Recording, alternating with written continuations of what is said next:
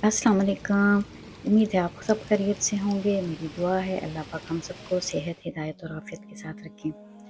Canada ने हमें बहुत कुछ सिखाया, हँसाया भी, रुलाया भी, लेकिन साथ-साथ बहुत कुछ सिखाया भी। अपनी ज़िंदगी में जब आज से 11 साल पहले जब मैं यहाँ आई थी, अगर मैं तब का और अपनी आज की का कंपैरिज़न करूँ, तो मैं देख सकती हूँ एक वाज़ह फ़र्क कि मुझे बहुत सारी चीज़ें ऐसी हैं जिसमें मेरे अंदर बहुत सारी चेंजेज़ आ गई।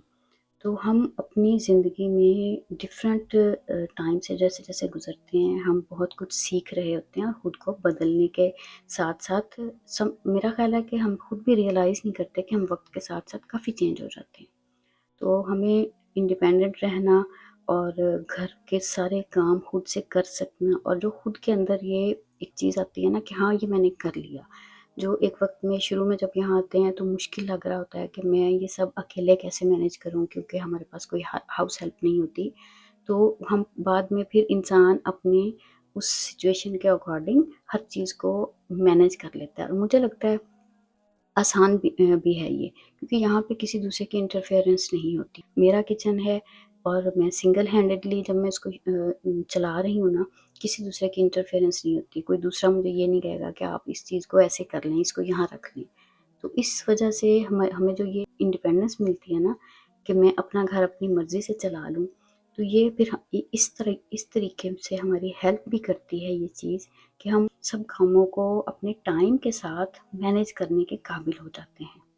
आज हमारे किचन में बन रहे हैं बर्गर्स। उसके लिए चिकन को मैंने मैरिनेट किया हुआ था और फिर फ्राइड चिकन बनाना था ताकि उसके साथ हम बना सकें ये बड़े ही मज़े के होममेड बर्गर्स। बहुत अच्छे से फ्राई हो गया और फाइनली बस इसको असेंबल किया और हम लोगों ने ये बड़े ही मज़े के जो बर्गर्स हैं ये बना लिए।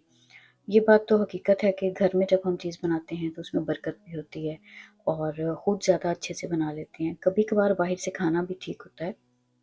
अच्छा खाना वगैरह भी ख़त्म हुआ, उसके बाद फिर मुझे जाना था ग्रोसरीज़ के लिए और आजकल मॉल में जब भी आप निकलते हैं, किसी भी जगह पे निकलें तो यहाँ पे हर तरफ में चूँकि इनका क्रिसमस सीज़न स्टार्ट हो चुका है ऑलरेडी। जैसे ही यहाँ थैंक्सगिविंग आता है अक्टूबर में कनाडा में, उसके बाद फिर नवंबर में यहाँ पे ब्लैक फ्राइडे जिसको ये लोग बोलते हैं, उसकी सब सब डील्स शुरू हो जाती हैं और उसके साथ ही फिर क्रिसमस की जो हॉलिडे डील्स होती हैं, वो स्टार्ट हो चुकी होती हैं। मुझे अपने लिए आम जो रूटीन की लिपस्टिक्स हैं, मुझे वो देखनी थी। तो सबसे पहले फिर शॉपर्स गई, उसके बाद मुझे फूड बेसिक्स जाना था, जो हमारी रूटीन की घर की ग्रॉसरीज़ होती हैं उसके लिए।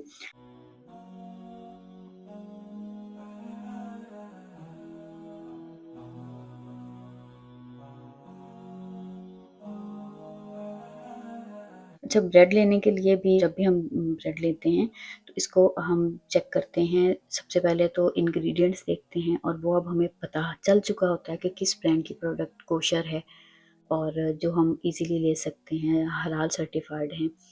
और दूसरी चीज़ हमने देखनी होती है एक्सपायरी डेट कि ये इसकी शेल्फ़ लाइफ़ कितनी है। तो उसके लिए ये होता है कि बेस्ट टिप यही होती है कि हम सबसे नीचे वाली आइल से उठाएँ क्योंकि मोस्टली जो जल्दी एक्सपायर होने वाली चीज़ें होती हैं वो ऊपर रखी हुई होती हैं। अच्छा ये बड़े क्यूट-क्यूट से अनियन थे डिफरेंट तरह के, आप ये देखें ये और इसका साइज़ तकरीबन ऐसा था मेरे हाथ के जितना। ये छोटी-छोटी पैकिंग उन्होंने बना के रखी हुई थी।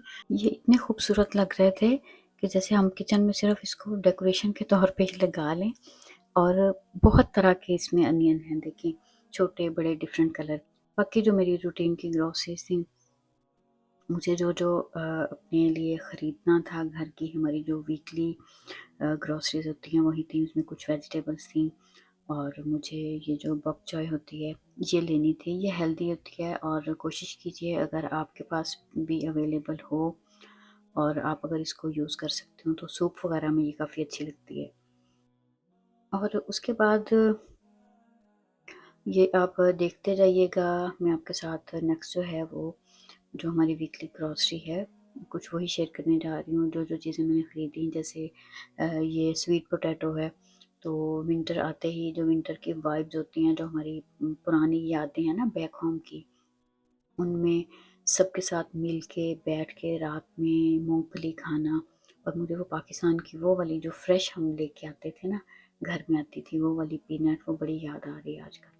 यहाँ पे वैसी नहीं मिलती।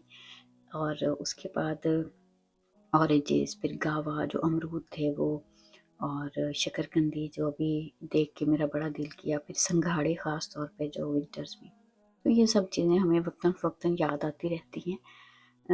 इंसान ना अपने पुराने वक़्त से कभी भी नहीं निकल सकता, और ये चीज़ें हमें साथ-साथ कनेक्टेड रहती हैं हमारे, लेकिन हम कभी माज़ी में चले जाते हैं और कभी फिर वापस प्रेज़ेंट में आ जाते हैं। जैसे मैं अभी-अभी पाकिस्तान से वापस फूड बेसिक्स में पहुँच गई हूँ।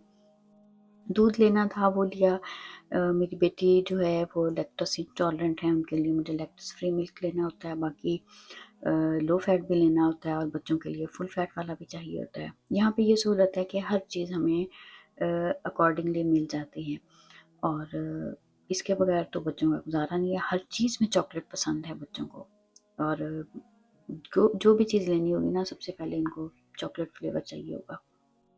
और अंडे जो हैं इनके लिए भी ये भी एक टिप ही है कि जब भी हम लेते हैं, हम इसको ओपन करके बॉक्स को पहले चेक करते हैं, और इसके लिए भी ये है कि अपसाइड डाउन करके भी देख लें। जैसे अभी मैंने पहला बॉक्स खोला, उसमें से एक अंडा क्रैक था, और सेकंड बॉक्स देखिए मैंने खोल के चेक किया, और फिर मैंने उसको अपसाइड डाउन करके देखा, क्योंकि अगर उसमें कोई टूटा हुआ होगा तो लाजमन उससे बॉक्स की बैक साइड वेट होगी।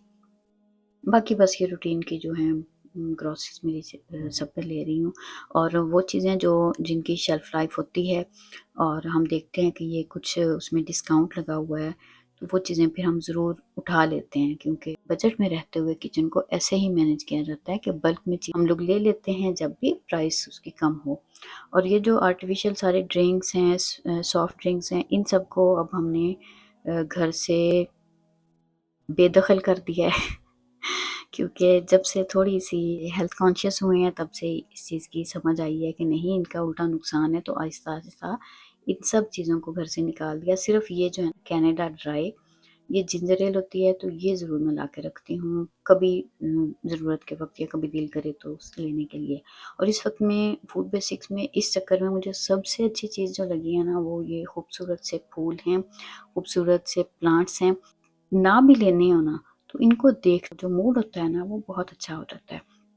इस दफ़ा में मुझे सबसे अच्छा जो लगा वो अभी मैं आपको आगे दिखाती हूँ। ये क्रिसमस कैक्टस है, और मैं इस बारे में, इसकी केयर वग़ैरह के बारे में जानती नहीं थी, तो मैंने सिर्फ़ देखा था, और मैंने सोचा था कि इसके बारे में पहले पढ़ूँगी, इसकी केयर टिप्स वग़ैरह क्या हैं। ये वाला जो अब आप ये देख रहे हैं ना, ये क्रिसमस कैक्टस है। तो अब मैंने इसके बारे में फिर डिफरेंट चीज़ें सर्च करके इसको देखा है, तो इंशाल्लाह फिर मैं इसको लेके आऊँगी। मुझे ये बड़ा अच्छा लगा, देखें ये कितना प्यारा है। बस बाकी रूटीन की हमारी ग्रॉसरीज़ थी। अच्छा, एक और बात मुझे आपके साथ शेयर करनी थी कि आजकल मैंने थोड़ा-सा इस मामले में, जो मैंने बात व्लॉग के शुरू में की थी ना कि हम वक़्त के साथ चेंज होते हैं, वो बात मैंने इसलिए की थी कि मैं आजकल कोशिश कर रही हूँ कि खुद को थोड़ा-सा चेंज किया जाए। वो इस लिहाज़ से कि देखें, मुझे ये फ़ील होता है कि इंसान अपनी जिस आदत से सबसे पहले खुद तंग हो रहा हो ना, उसको चाहिए कि वो कोशिश करे। जैसे मैं आपको अपनी मिसाल दूँ, मुझे लगता है, लगता नहीं है, आई एम श्योर कि मुझे ओसीडी है। किचन में काम करते हुए मुझे ये होता है कि चीज़ें साथ-साथ ही ऑर्गेनाइज़ हो जाएँ, साथ ही क्लीन हो जाएँ। कुकिंग करते हुए मुझे ये होता है, जब भी स्टोव के ऊपर कुछ गिर जाए, मैं उसको फ़ौरन राइट अवे मुझे क्लीन करना होता है। या घर में बच्चे हैं, तो वो जो मेस क्रिएट होता है, मुझे ये है कि ये इधर से उधर क्यों हुई चीज़। तो आजकल मैं थोड़ा उस पे फ़ोकस कर रही हूँ, ये सोचते हुए कि फ्यूचर में कोई भी मुझे इस मेरे क्राइटेरिया के अकॉर्डिंग मेरा घर नहीं मुझे मिलेगा। बच्चे जो हैं वो आहिस्ता-आहिस्ता टेक होल्ड करेंगे, फिर मुझे हम आहिस्ता-आहिस्ता अपनी ओल्ड एज की तरफ जा रहे हैं। तो मुझे ये फ़ील हो रहा है कि मुझे अपनी इस जो आदत है ना, इसको थोड़ा कम करना चाहिए। उसके लिए अभी मैंने थोड़ा कामों को स्किप करना छोड़ा है। जैसे क्लीनिंग एक दिन आप छोड़ दें, नहीं भी की तो कोई बात नहीं है। एक दिन अगर किचन काम करते हुए अगर किसी एक दिन उसको फ़ौरन से अरेंज नहीं भी किया, तो इट्स ओके। मैंने आजकल थोड़ा-सा इसको प्रैक्टिस करना शुरू किया है, अपने आप को ये चीज़ समझाने के लिए कि हम खुद से अपनी ज़िंदगी को क्यों मुश्किल बना रहे हैं। आप मुझे इस बारे में बताइएगा कि आप इस बारे में क्या कहते हैं? चलें जी, ग्रोसरीज़ ख़त्म होने के बाद बाहर निकले हैं, तो ये देखिए मगरिब का टाइम ऑलरेडी हो चुका, और आजकल ग्रोसरीज़ के लिए अर्ली, मतलब जैसे ही असर का वक़्त होता है, नमाज़ पढ़ते ही हम लोग निकलते हैं, और कोई टाइम ज़ाया किए बगैर लिस्ट को फ़ॉलो करके जल्दी से ग्रोसरीज़ जो है ना उसको उठाते हैं और वापस आते हैं, ताकि मगरिब की नमाज़ पढ़ी जाए। तो बस फाइनली ये दिन भर के काम ख़त्म हुए और हम पहुँच रहे हैं घर वापस। आपसे मिलूँगी अगली किसी वीडियो में। अल्लाह हाफ़िज़।